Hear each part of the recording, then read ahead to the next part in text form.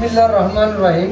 আল্লাহর অশেষ মেহেরবানিতে এই দপ্তরে মোটামুটি চাকরি জীবন শুরু হলো 31 বছর। আমার পরিচয় আপনারা জানেন, আমি ডক্টর ইঞ্জিনিয়ার মোহাম্মদ আনোয়ার হোসেন, বায়োমেডিকেলের ডক্টরেট করছি এবং ক্লিনিক্যাল ইঞ্জিনিয়ারিং অ্যাপ্লিকেশন, অর্থাৎ I am the bed side with not medicine by one kind of medicine. So আজকে আমরা যে ডিভাইস সম্পর্কে বর্ণনা দেব, সারা বিশ্বে এমন একটা পজিশন আসছে, সেই পজিশনে এটা হলো ইনডিসপেন্সেবল মেডিসিন, মানে অক্সিজেন ডেলিভারি সিস্টেমটা, অক্সিজেন একটা ড্রাগ থেরাপি, এটাকে আমরা মেডিসিন বলতে পারি। তো মেডিসিন দিতে যেমন একটা ফার্মাসিউটিক্যাল ফ্যাক্টরি লাগে, আর আমার মেডিসিন দিতে এখানে একটা ম্যানুফ্যাকচারার আছে, সে একটা মেশিন দেওয়ার জন্য একটা ডিভাইস তৈরি করছে, তার নাম হলো HFNC, হাই ফ্লো নাজেল ক্যানেলা। ইট ডাজ নট মেইন এটা যে অক্সিজেন দেবে, যদি অক্সিজেন দেয় তো অক্সিজেন হবে, যদি কোনো কারণে কার্বন ডাইঅক্সাইড দেয় কার্বন ডাইঅক্সাইড আউট করবে, যদি বাতাস হতে বাতাসও একই জিনিস। মূল প্রিন্সিপাল হলো, আমার এই অভিলক্ষ্য হলো রোগীকে আমার স্যাটিসফাইড করা। এখন পেশেন্ট স্যাটিসফ্যাকশন শব্দ গ্লোবাল একটা পরিচিত। পেশেন্ট স্যাটিসফ্যাকশন শব্দের ডেফিনেশন হলো যে patient either cure or death or injure, if death natural death, if cure without disability, other is injured or accident, that is by undesired events. এটা আমি একটা patient, আমার ডিজায়ার, আমি চাচ্ছি যে আমার একটা লাং আছে, কোভিড রোগী হোক, অ্যাজমা হোক, ট্রমা হোক, তখন দরকার পড়ে ফোর্স ভেন্টিলেশন। এখন এটার নাম ভেন্টিলেশন কেন? ভেন্টিলেশন শব্দের অর্থ হলো যে আমার ভিতরে একটা জিনিস যখন আমি আনেবল হব, তখন আমাকে একটা চাপ দিয়ে দিবে, পিপের কারণে আমি অটোমেটিক অক্সিজেন থেকে কার্বন ডাইঅক্সাইড ছেড়ে দিই। অ্যাকচুয়ালি নর্মাল ইয়ারে অক্সিজেনের পরিমাণ আছে 21% বা 20 থেকে 21%, আর আমাদের লাংয়ের মধ্যে বিধাতা বিল্ডিং করে দিচ্ছে 16%। তাহলে বোঝাই যাচ্ছে যে যখন আমি 21% বাইরে আছে আর আমার লাংয়ে 16% আছে অ্যাডাল্টের, ডিফারেন্স কত হইল ভাই? 5। এই ডিফারেন্সটা যদি 5% হয়, তার মানে আমি 100% পারফেক্ট একদম জানি। দ্যাট মিন আমি রেসপিরেটরিতে কন্ডিশন। এই 5-এর কম বেশি হতে পারে। ম্যারাথন যখন খেলি বা আমরা যখন ব্যাডমিন্টনও খেলি, দৈনন্দিন কাজকর্ম করি, হাঁপায়ে যাই। এই যে আমাদের অক্সিজেন ঢোকার দুইটা ছিদ্র আছে, একটা হলো নাকের দুইটা নাকের ক্যাভিটা, আর হলো মাউথ। মুখে সাধারণত শ্বাস নিতে গেলে সমস্যা হলো কি, অক্সিজেনটা ড্রাই হয়ে যায়, কাশি আসতে। তারপরেও খেলার সময় অনেক খেলোয়াড়দেরকে দেখি যে একটু পানি রুমাল ভিজে সেটা দৌড় দেয়, তার মানে শুষ্ক অক্সিজেন কোনো সময় আমি ইনহেলেশন নিতে পারবো। এখন প্রশ্ন, স্যার এই বাতাস থেকে যে অক্সিজেন নিতেছি, তাহলে আমাদের ডিহিউমিডিফিকেশন কই হয়? আমরা যখন নাকের এই ঝিল্লিতে হাত দেয়, এই জায়গায় একটা ঠান্ডা পানি সবসময় এবং রুমও আছে, ফিল্ট্রেশন এবং হিউমিডিফিকেশন। তার মানে এনভায়রনমেন্ট থেকে যে অক্সিজেনটা আসতেছে, এটা যেন ড্রাই না ঢুকতে পারে। আমরা নাকের ঝিল্লিতে যখন কিছু নজল ক্যাভিটিতে দিচ্ছি, এই লট অফ পাথ, এবং আমাদের এখানে অনেক কিছু রেজিস্ট্যান্স আছে। কারণ শ্বাসকষ্ট হতে পারে দুইটা কারণে, নাক আমার বড় দিকে বাঁকা হয়ে গেছে, ইনহেলেশনের রাস্তা ছোট হয়ে গেছে, অ্যাডেনয়েড হয়ে গেছে, নাকের টিউমার আছে। কারণ টিউমার হয়ে গেছে, টিউমার তো লেস রিলিভ না করি, আমার লাং তো চাচ্ছে, লাংকে আর হার্টের রেশিও 1:4। কারণ ব্রিথ যদি 18 হয়, দেখায় একটা লাং মিনিটে ব্রিথিং দেয় 18, আর হার্ট ওই সময় ব্রিথ দেয় 72। তাহলে 18:72 মানে কি? 1:4। অর্থাৎ লাং যখন একটা মিনিটে একবার কম্পন দেবে, হার্ট তখন তার সাথে। এই টিউনিং হিউম্যান ইঞ্জিনিয়ার বডি এই টুইনিংটার যখনই ছন্দপতন চলে আসবে তখন আমার যে রুগী হোক না কেন তখন আমার শ্বাসকষ্ট হওয়াটাই স্বাভাবিক। কোনো সময় হার্ট রেট অ্যাট্রফি হাই হয়ে গেছে, কারণ হার্ট রেট হাই হয় কেন, অনেক বেরিয়ার ব্লক থাকতে পারে, কারণ লাংয়ের সাথে রিলেশন হইল। লাংটা করে কি একটা অসমোসিস গ্যাস এক্সচেঞ্জ করে, অক্সিজেন বাতাস থেকে নেয়, আবার লাংয়ের মধ্যে কার্বন ডাই অক্সাইডের হাই 5.5%। এবার বুঝে নিন 5.5% লাংয়ের মধ্যে carbon dioxide built in থাকে, বাতাসে কত আছে? 0.04%। তাহলে বাতাসে কনসেন্ট্রেশন অটোমেটিক অক্সিজেন বের হয়ে যায়। তা আমি যখন শ্বাস নেই, এটার নাম হলো কি ইনহেলেশন। বাতাস কখন ঢুকবে? নিউমেটিক সিস্টেমে, মেকানিক্যাল সিস্টেমে যদি নেগেটিভ প্রেসার হয় তখন ঢুকবে। তার মানে লাং আমার বেড়ে গেছে, নিলাম খাঁচা বেড়ে গেলে, খাঁচাটা বেড়ে গেল, এটা যখন বেড়ে তখন পেটের এই জায়গায় একটা সম্পর্ক আছে, পেটের বুড়ি হইলে কিন্তু তাদের শ্বাসকষ্ট শুরু হয়। এবং মা বোনদের যদি পেটে বাচ্চাটাকে শ্বাসকষ্ট হতে পারে, এটা পেকে গেছে গা, তখন অক্সিজেন দেওয়া লাগবে। তাহলে এখন যে জিনিসটা হলো যে আমি ভেন্টিলেশন দিব, ভেন্টিলেশনে যে আমার ঘরের জানালাতেও আছে, মানে আমি কার্বন ডাই অক্সাইড ছাড়তেছি, চলে গেল এক্সস্ট ফ্যান দিয়ে, আর জানালা খুলে রাখলাম, অক্সিজেন চলে আসলো, এটা যদি ভেন্টিলেশন। তো সিভিলারে বলে যে ভেন্টিলেটর দিছ কিনা, ওই ভেন্টিলেটরের ভিতরে তো অন্তত। এখন আমার কাজ হলো অবজেক্ট হলো পেশেন্ট স্যাটিসফ্যাকশন, আমার রাস্তা নেই। কারণ পেশেন্টের লাঙ্গে এখন বর্তমানে কোভিড বা অ্যাজমা বা যেটাই হোক না কেন, লাঙ্গের ভিতরে প্রোটিন বলে, কেউ বলে ফ্যাট, সব কিছু বলে ব্লাডের অ্যালবেরিও আছে। লাঙ্গের ভিতরে কতগুলো শিরা উপশিরা আছে, যাদের মধ্যে গ্যাস এক্সচেঞ্জ হয়, যাদের মধ্যে গ্যাস এক্সচেঞ্জ হয়। এই গ্যাস এক্সচেঞ্জ হওয়ার পরে যখন কোভিডে আক্রান্ত হয়, এই অ্যালবেরিওগুলো যে জিনিসটা আছে সেটা ইনফেক্টেড হয়, ইনফ্লামেটেড হয়, যার ফলে ওর মধ্যে রক্ত যেতে পারে না, ফলশ্রুতিতে প্লাটেলেট কাউন্ট, হিমোগ্লোবিন ডাউন হয়ে যায়। এখন আমার অক্সিজেন ফোর্স দিতে হবে, তাহলে নর্মাল অক্সিজেন আমার কাজ হচ্ছে না। আমার অক্সিজেন আছে সিলিন্ডারের অক্সিজেন, সিলিন্ডারে 15 লিটার দিতে পারি, কিন্তু 15 লিটার যখন মুখে দিব, 15 লিটার কিন্তু নাকে যাবে। ডেলিভারি হবে 15 লিটার, কিন্তু এক্সেল যাবে হয়তো 5 বা 3 লিটার। আমাদের পার মিনিটে 2 থেকে 3 লিটার হইলে পরে আমাদের মধ্যে একটা দেহ বডিতে মোটামুটি ইনশাল্লাহ আমরা সুস্থ থাকি। যখন একটা patient unable take the breath normally, it means that from the oxygen of the environment which are available comes from concentration from the tree 21%. I cannot sustain my life. Then I need oxygen inhalation and carbon dioxide exhalation. But যখন আমি একটা সিলিন্ডারের সাথে দেব, তখন হয়তো 15 set করবে, রুগী দেবে 5 litre. It means that oxygen therapy দেওয়ার অর্থই হলো যে বাতাসে 21% আছে, 21-এর ঊর্ধ্ব থেকেই শুরু করতে হবে। তাহলে প্রতি মিনিটে আমার 2 থেকে 3 লিটার লাঙের উপরে নিতে হবে, আর 21% অক্সিজেন থাকতে হবে। আমি তো সেটা দিয়ে পারতেছি না, তার মানে 21%-এর বেশি অক্সিজেন দিয়ে যাত্রা শুরু করতে হবে। তার মানে আমরা যে সিলিন্ডারের যে প্রেসার আছে, অ্যাটমসফিয়ারের প্রেসারের চেয়ে বেশি হইতো।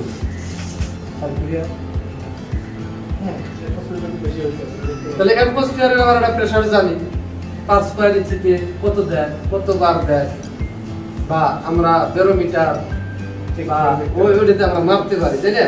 আচ্ছা, অ্যানোরয়েড ব্যারোমিটার আছে, পারদ ব্যারোমিটার মাপতে পারি সমুদ্র সৈকতে। এখন তার চাপ কত হয়, কত মার্কারি হয়, এটা সব আমাদের অ্যানোরয়েড জানা আছে। এখন প্রথম আমরা একটা আউটকাম আসলাম যে বাতাসে যে অক্সিজেন 21% আছে, আমার মিনিমাম সেটিং ভ্যালু 25 থেকে শুরু করতে হবে, মানে 21-এর ঊর্ধ্বে 22-এর ঊর্ধ্বে। এখন এই 22 আমি পার্সেন্টেজ দিলাম। আমি যদি সিলিন্ডার থেকে দিতে চাই তাহলে ম্যাক্সিমাম 22 থেকে 23 দিতে পারবো, কিন্তু রোগীর অক্সিজেনের প্রয়োজন পড়ে গেছে 30%। এখন আমি এখন আমার প্রশ্ন কি আছে, এরপরে কি প্রশ্ন আছে? সেন্ট্রাল অক্সিজেনের তো পাইপ রইল, ওটা তো একই কথা, সিলিন্ডার একই কথা। আমি কি এখন আর কোনো রাস্তা আছে যে অক্সিজেন ওই সিলিন্ডারে যে 15 লিটার পার মিনিট ওর বেশি আর তুলতে পারবো? তাহলে আমার কি প্রেসার দিতে হবে, ও create the pressure some motor or pump. তাহলে আমার ইনলেটে আমি একটা অক্সিজেন সিলিন্ডার লাগাইলাম বা আউটলেট, অক্সিজেনের আউটলেট যেটা আছে সেটা মেশিনের জন্য ইনপুট লাগাইলাম। লাগানোর উপরে আমি আমার 4 kPa বার আছে, আমি 4 kPa বারকে ইনপুট দিতে পারবো। তাহলে আমার আউটপুটে তো প্রেসার থাকতো। এখন প্রশ্ন হলো যে ইনপুট প্রেসার আর আউটপুট প্রেসারের ডিফারেন্স কি হলো? সাত হচ্ছে বলে এখানে কত বার থাকে? 4 বারের কম থাকে। ইনপুটে 4 ঢুকলে আউটপুটে কম আসবে। যদি ইনপুটে 4 ঢোকে আর আউটপুটে 4 ঢোকে তাহলে এই মেশিনের দরকার নেই। কেন দরকার নাই আমি একটা কথা বলে দিই, যে সরাসরি তো 4 বারের নাকের মধ্যে ঢুকাই দিতে হবে, তাহলে আমি মেশিন দেখি না, তাহলে বুঝতে হবে এটা feedback control system.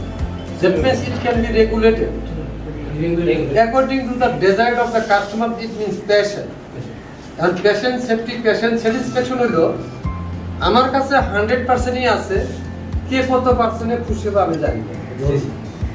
It depends on load. আমার কাছে ওয়ার্ড বেশি ঠিকই আছে, বাট ছোট বাচ্চার এক ধরনের হবে, বৃদ্ধ বাচ্চার এক ধরনের হবে, এজমার এক ধরনের হবে, কোভিডের এক ধরনের হবে। তখন আমি যে আগে বললাম 15 লিটার পার মিনিট দিব, 15 লিটার যদি দেই তাহলে এই মার্কেটে বের হয়ে যাবে, লস হবে। এখন 15 লিটারের উপরে উঠতে গেলে আমার কত লিটার সম্ভব আর কি ডিভাইস আছে? তাহলে প্রেসার যে প্রেসারই থাকবে কেন, আর আমার যে অ্যাজুয়াল মার্কস আছে সেটা 15 লিটারের বেশি দিতে পারবে না, কারণ ওখানে প্রেসার রিডিউসার বাল্ব আছে। তাহলে ওইটা আসতেছে প্রেসার রিডিউসার বাল্ব দিয়ে 15 লিটার পর্যন্ত, আর এটা ডাইরেক্ট আসতেছে এখানেও প্রেসার রিডিউসার বাল্ব আছে। What is the pressure reducer bulb? যেমনি অক্সিজেনের আমি ঘুরান, দিস ইজ দ্য রেগুলেটর। এখন রেগুলেটর জিনিসটা কি? আজকে एग्जांपल বললাম, নিমেও একটা রেগুলেটরি বডি আছে, আমাদের শ্রদ্ধেয় CTM sir Abdullah Masud sir. এখন যদি 100% আউটকাম পেতে চায় তাহলে তার ইনপুট দেখতে হবে। এখন एग्जांपल 1000 বা 100 বা 500 এই জিনিস আছে, এই মেশিনটার থেকে সেফটি অপারেশন করা লাগে।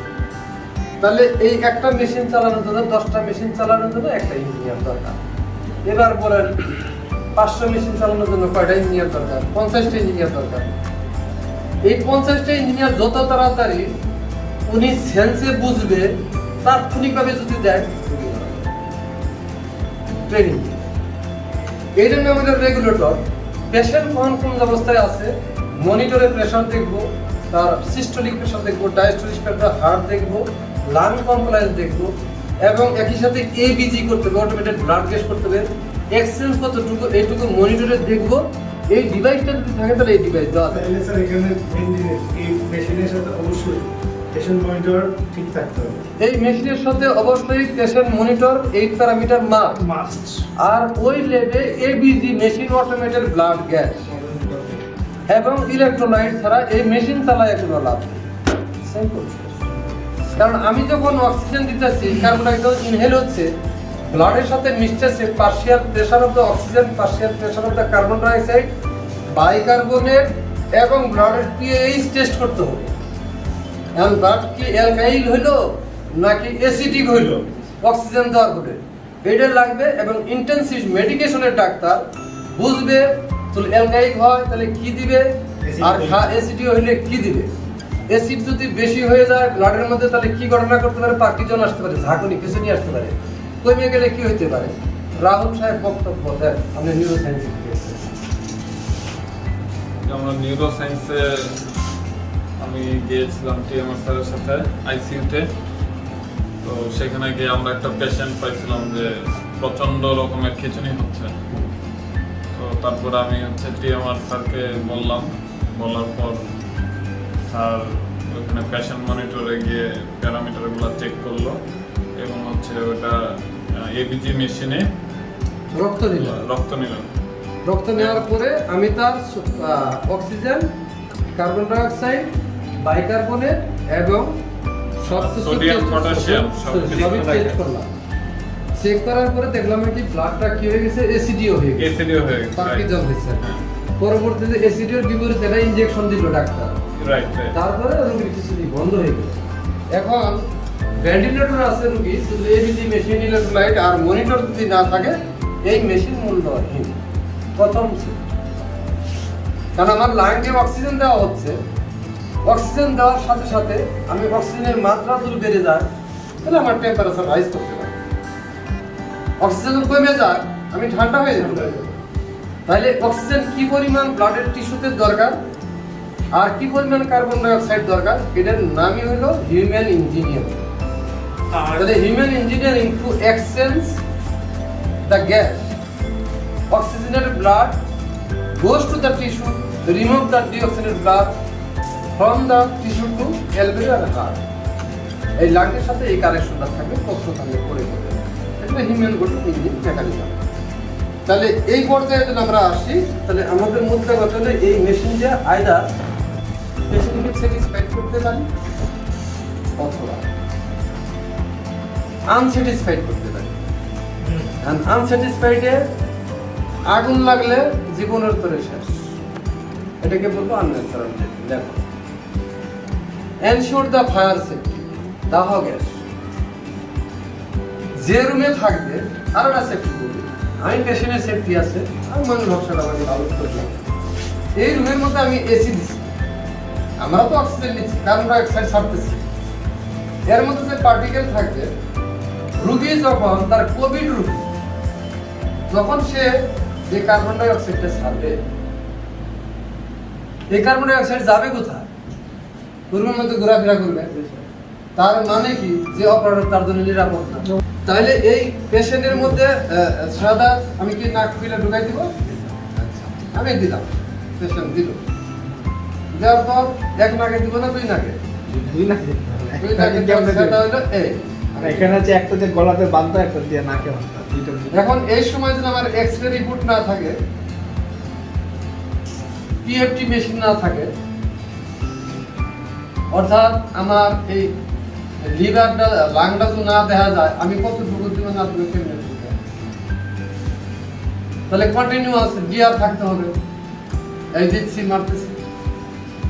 তাহলে ডিআর বুকে রাখে এটা চালান লাগবে। আর তো অবশ্যই ওয়্যারলেস ডিআর লাগবে, পোর্টেবল এক্সপ্রেশন লাগবে, পোর্টেবল ডিআর বলতে, পোর্টেবল ডিআর ডিজিটাল রেডিওগ্রাফি, হ্যাঁ পোর্টেবল ডিআর লাগবে, রেডিওগ্রাফি আর একটা ফ্লোরোস্কোপ। ফ্লোরোস্কোপ দেখতে থাকবে।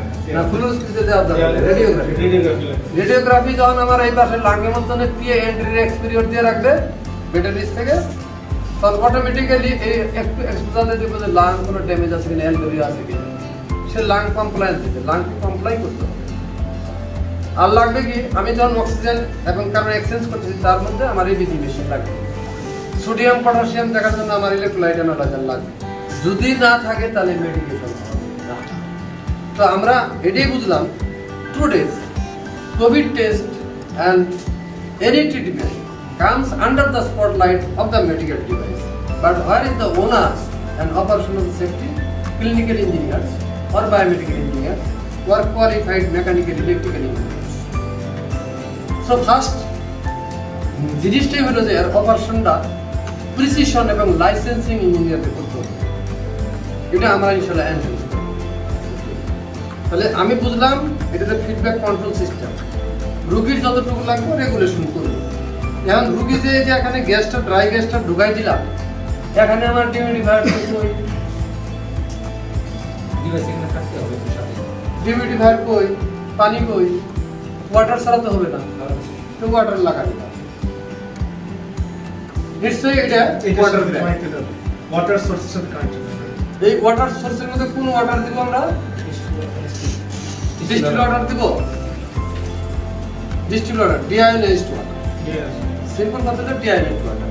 এখন এই জায়গায় মনিটর করব রোগীকে যে দিব, আমরা এখন বর্তমানে দিতেছি কি নাকের মধ্যে দিয়ে গেলাম, রোগীর একটা সময় সাস্টেইন আছে যে কম লাগছে, আমি কমতেছি, বেশি লাগতেছি, এটা ঘোরাবে কে? বা কমাই দিতে হবে অনেক সময়। ঘোরানো কমানোর জন্য 24 আওয়ার্স মনিটরিং করতে হবে। অপারেটর লাগে। অপারেটর সে কি বুঝতে হবে? রুগীর অবস্থা বুঝতে হবে, মেশিনও বুঝতে হবে। এবার বলেন তো, লাং একটা মেশিন, এটা একটা মেশিন, এটা লাংকে সাপোর্ট দেওয়ার জন্য, লাংকে রিকভার করার জন্য একটা অ্যাসিস্ট কন্ট্রোল করতেছে। তাহলে বাতাসকে কন্ট্রোল করে জানালা দিয়ে, আবার বাতাসকে বের করে দেয় জানালা দিয়ে, এবং রুগীর অবস্থা দেখে, এই ডাক্তারের নাম কি? অবশ্যই ইঞ্জিনিয়ার, আর্কিটেক্ট। সে যখন বিল্ডিং করছে তখন কিভাবে বাতাস ঢুকবে, কিভাবে বাতাস বের হবে, এবং মানুষের কমফোর্ট হবে, all time we are the patient. তাহলে ইঞ্জিনিয়ার ছাড়া তার কেউ বোঝার কথা না। তাহলে এই জায়গায় নিউমেটিক প্রেসার ফটফট করে বাল্ব ঢুকাবে। How it is possible? একটা নার্স কিভাবে পারবে? তাকে ট্রেনিং দিয়ে কি পারবে? পারলো ট্রেনিং, ট্রেনিং দিলে কি লাইসেন্স হইল? ওইদিকে একটু ধরে অনেক আল্লাহ বলিলে ঘুমাই আসছে। এখন যদি আসে, আমরা যদি আসি, তাহলে এই জায়গায় আমরা 4 kPa বার প্রেসারটা দিই। এখন আমি 4 kPa বার এখানে আমি পাবো না, 3.8 পাবো। তার এফিসিয়েন্সি হলো 99%। তা আমি মেজার করছি এটা 97% এটা পাবো। তার মানে লস তো হবে। এখন এই অক্সিজেনটা পরিষ্কার অর্থে এই যখন আমার এটা থাকবে, ওয়াটারের সাথে চেম্বারে মিক্স হবে, মিক্স হয়ে সেরে এই ওয়াটারের মধ্যে যে অক্সিজেন আসবে এটা বুঝতে হবে, এটা হিটেড ডিমিডিফায়ার। এন্ড হিটেড ডিমিডিফায়ার শব্দের অর্থ হলো পানির তাপমাত্রা যেন কোনো মতেই আবহাওয়ার তাপমাত্রার সাথে অ্যাডাপ্টেশন হয়। এর মধ্যে একটা হিটার আছে, 37 ডিগ্রি সেন্টিগ্রেড তাপমাত্রা রক্ষা করে। এখন এই হিটারের মধ্যে একটা ইলেকট্রিক লাইনও আছে, আস্তে আস্তে উষ্ণতা মানে উষ্ণতা বাড়বে। এখন যদি কোনো কারণে হিটার কাটে যায়, ভাই রুগী রেজিস্ট্যান্ট ডেথ, এটার নাম হলো আনন্যাচারাল ডেথ। এটা শুনি এখানে কি পেশেন্টের লোক বুঝলো না, রিপোর্টও করা গেল না। এটার নাম হলো পেশেন্ট স্যাটিসফ্যাকশন। শব্দের অর্থ হলো যে আমার রুগী মরছে, এই ওষুধ দিয়ে মরবে। আমি যদি কাউকে ওষুধ দিয়ে মাইরে ফেলাই, তাহলে আমার বিচার কি হবে? যে কোনো ডাক্তার যদি ভুল ওষুধ দেয় অবশ্যই শাস্তি হবে। তাহলে এই জায়গায় একটা হিট যদি শীতকালে চালা, সামনে শীত আসতেছে, তাহলে যে এই স্যালাইন পানির দিনে থাকবে, এর তাপমাত্রা কত থাকবে? তাই নরসিংদী বা ওই যে ঈশ্বরদী হইলে কত তাপমাত্রা থাকে? 8 ডিগ্রি। তাহলে 8 ডিগ্রি এই স্যালাইন ওয়াটারের, এই ওয়াটারের তাপমাত্রা কত থাকবে? তাহলে আমি যদি হিটারটা না দিই, তাহলে লাঙ্গে কত ডিগ্রিতে ঢুকবে অক্সিজেন? তাহলে 8 ডিগ্রিতে যদি ঢুকে ঠান্ডা, তাহলে এজমা রুগী আর লাঙ্গের রুগী ভালো হবে না খারাপ হবে? তার মানে এখানে ডিমিডিফায়ার, হিটেড ডিমিডিফায়ার, মানে তাপমাত্রা বাড়াবে, পানির তাপমাত্রা কনস্ট্যান্ট রাখবে। তাহলে 37 ডিগ্রি না হোক, 32 ডিগ্রি সেন্টিগ্রেড এটা টেম্পারেচার মেইনটেইন করতেই হবে। তার মানে এই যে কন্টিনিউয়াস সিপিএফের কাজই হইলো অক্সিজেনও আস্তে আস্তে একটা প্রেসারে কন্টিনিউয়াস এয়ার প্রেসারে ব্লেন্ডার করতেছে, ব্লেন্ডার করে অক্সিজেনের সাথে মিক্সার করে এখানে দিতেছে। সবাই পায় আইসিইউ অক্সিজেন দেয় কথাটা না, আইসোলেটেড অক্সিজেন মিক্সচার ব্লেন্ডিং। যখনই হাই রেটে মোর দেন 20 লিটার দিতে হবে, তখন তার সাথে ব্লেন্ডিং করে দিতে হবে। এখন আমি মইনুল স্যারকে বললাম, স্যার আমি যে শরবত দিব, এখন চিনি যদি 1 কেজি খাওয়াই দিয়ে অবস্থা রাখবে, তাহলে তার একটা রেশিও আছে। একটা হলো সম্পৃক্ত দ্রবণ, একটা হলো অসম্পৃক্ত দ্রবণ, একটা অতিরিক্ত দ্রবণ। তাহলে আমরা এখানে কোন জায়গাটা চাইতেছি? সম্পৃক্ত দ্রবণ কে তৈরি করবে? Air ratio, oxygen ratio, blending আর regulating. Here is some filter. Filter যদি জাম হয়, এবার কি হবে? অসম্পৃক্ত। এই ফিল্টার অবশ্যই চেঞ্জ করতে হবে, রেগুলার চেঞ্জ। এর নাম হলো কন্টামিনেশন ফ্রি, ডিকন্টামিনেটেড। এই ধরনের সেফটি থাকতে হবে। এরপরে আসেন, এটা হলো আমাদের বেসিক টেকনোলজি। তাহলে এই পর্ব বাদ দিয়ে এখন আমরা মেইনটেনেন্স যদি করি, মেইনটেনেন্সে আমি যেহেতু মেকানিক্স, টেকনিক্যাল ম্যানেজার রিপেয়ার, আমি প্রথম ফিজিক্যাল দেখবো মেকানিকের কোনো করোশন আছে কি। যদি 1 বছরের মধ্যে করোশন থাকে, তাহলে দয়া করে এই করোশনটাকে মিনিমাইজ করতে হবে। কারণ এখানে যদি কোনো ব্যাকটেরিয়া করোশনের মধ্যে আসে, এটা ইয়ারে বাঁচবে, ইনফেক্টেড হয়ে আমার রুম থেকে লাইভে চলে যাবে। নাম্বার 2, এই জায়গায় যখন আমি স্টার্ট দিব টারবাইন, এই জায়গাতে কিছু অক্সিজেন ঢুকবে, কুলিংও হবে, এটা ঢুকবে। এখন এই জায়গায় কি ফিল্টার আছে? আচ্ছা, ফিল্টার কয়দিন পর পর পরিষ্কার করবেন? হ্যাঁ, আমি আপনাকে বলি 3 মাস না, এটার একটা আওয়ার আছে। জীবনেও আপনি ব্যবহার করলেন না, ফিল্টার সরাই রাখলেন, 3 মাস গেলে কি আপনি চেঞ্জ করবেন? মধ্যে সিপ্যাপ বাইপ্যাপ আছে। এখন সিপ্যাপ শব্দের অর্থ কি? Technology, continuous positive air. তাহলে আমরা বুঝলাম প্রথম কথা হলো ফিল্টার, এটা চেক করতে হবে। আর এই জায়গায় যদি আসি, এটা হলো আমার লাইন, পাওয়ার কেবল। পাওয়ার কেবলটা এটা যদি কেউ সার মারে ভাঙিয়ে ফেলে, এই জায়গায় লিকেজ কারেন্ট হয়ে কাম হচ্ছে। এটা একটু বাঁকা আছে, এটা ঢুকায় মারবো চাপ, কিন্তু কিন্তু লিকেজ হয়ে যাবে কারেন্ট। যদি ইনভার্টার একটা ভাঙন ধরে উৎপুত করবে, আর এই অক্সিজেন রুম ভর্তি 70% আগুন ধরে যাবে। তাহলে এই প্লাগটা কেমন হইতে হবে? নড়াচড়া করা যাবে? তার মানে ইয়ার টাইট হইতে হবে।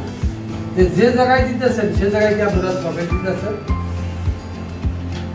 মানুষ সাহেব ওইদিকে ধরেন, আমার নির্দেশনা এর সাথে অ্যাপ্রোপ্রিয়েট সকেট যে আছে, এর ছাড়া পিডব্লিউডি নড়াচড়ার সাথে দিতেছেন স্টার্টিং হচ্ছে। আমি ইনভেস্টিগেট করছি, তাহলে দয়া করে এটার সাথে সকেট কালকে নবাবপুর থেকে নিয়ে আসবেন, ইয়ার টাইট, জীবনে যেন নড়াচড়া না করে। তাহলে এই সকেটটা যেটা আছে, এটা ম্যানুফ্যাকচারার, এটা কি সি সার্টিফাইড না? C certified. তাহলে এটার সাথে কি আর দেখি আমি এবার দেখি আমার সকেটের সাথে নিয়ে দেখি একটু নেওয়া লাগা, কোন কোম্পানির ইঞ্জিনিয়ার করে হবে না। আচ্ছা, এটাই আসে। ঠিক আছে, এই জায়গাটা আছে না, এটা কিসের তৈরি? গ্যালভানাইজড করা বা কোটেড করা। এটা যদি ওর মধ্যে লাগে থাকে একবারে চিরজীবন আর খোলা না হয়, তাহলে লয়ার সকেট হইলে পরে ওই কভারের যে পাত আছে এটাকে করশন দেওয়া, তখন বিদ্যুৎ স্পার্কিং করে আর রুমের মধ্যে আগুন লাগে। তাহলে এটা 7 দিন পর পর খুলতে হবে, আর একটু এমআরআই পেপার দিয়ে বসাতে হবে। মরিচা থাকে না, মরিচা থাকলে ভোল্টেজ ড্রপ হবে। এই ভোল্টেজ ড্রপ এবং নড়ার কারণে যতই আপনি এখানে ঘুরান না কেন, ইনপুট আর আউটপুট রেগুলেশন যতই ঘুরান না কেন, এই যে এম্পিয়ার পাচ্ছে না, যার ফলে ফ্যান মোটর যেটা আছে জাম হয়ে যাবে। আর যদি কোনো কারণে ফ্যান মোটর যদি ব্লক হয়ে যায়, এই রুমের মধ্যে যদি এইচবিএস সিস্টেম না থাকে, হিউমিডিটি আর্দ্রতা যদি বাড়ে, তাহলে ফ্যান মোটরে যায় সেটা ইলেকট্রনিক ফেলে যায় মরিচা থেকে। এ সন্তান ফ্যানের বুশ বিয়ারিং জাম হয়ে যাবে। এ যখন অন করবে, ফেটাস করে কারেন্ট নিতে যাবে, ভোল্টেজ ড্রপ হবে। ফ্যান যদি আমি বাইরে রাখি, ফ্যাপ জাম থাকে, আর আমি যদি কারেন্ট দিয়ে স্টার্ট করি, শব্দ হবে কি হবে না? সার্কিট ব্রেকার করে যাবে। তাহলে এর আগে একটা সার্কিট ব্রেকার ঠিক করে, তাহলে সকেট উইথ সার্কিট এটা ছাড়া পারবে। আর সার্কিট ব্রেকারের দাম হলো, আমি যদি এমরন নেই ফ্রান্সের, আমি এমরন পেলাম, তুমি এমরন করলাম, আমি তো জানি বিপি মেশিন স্যার না, অমরনেরই সার্কিট ব্রেকার ঠিক আছে ফ্রান্সের। এটা সিঙ্গেল ফেজ সার্কিট ব্রেকার দিই, এটা নিয়ে এসে আমি সার্কিট ব্রেকার বোর্ডের মধ্যে লাগাই দিই। তাহলে কোনো কারণে এই লোডের শর্ট সার্কিট হয়, সেটা ঠিক না, এই মেশিনের কিছু হবে না, আগুন ধরবে। তাহলে আমার প্রিকশন হলো যে এটা আমার নিয়মিত চেক করা, ফিল্টার চেক করা, মোটর ফিল্টার সার্ভিসিং করা, আর এটা ওয়ান টাইম যদি হয় তাহলে ওয়ান টাইম, আর যদি ইউজেবল হয় তাহলে স্টেরিলাইজেশন। তাহলে এই তারটা প্রতিদিন চেক করতে হবে। এই তারটার বয়স আছে মাত্র 1 বছর, বাংলাদেশের 6 মাস।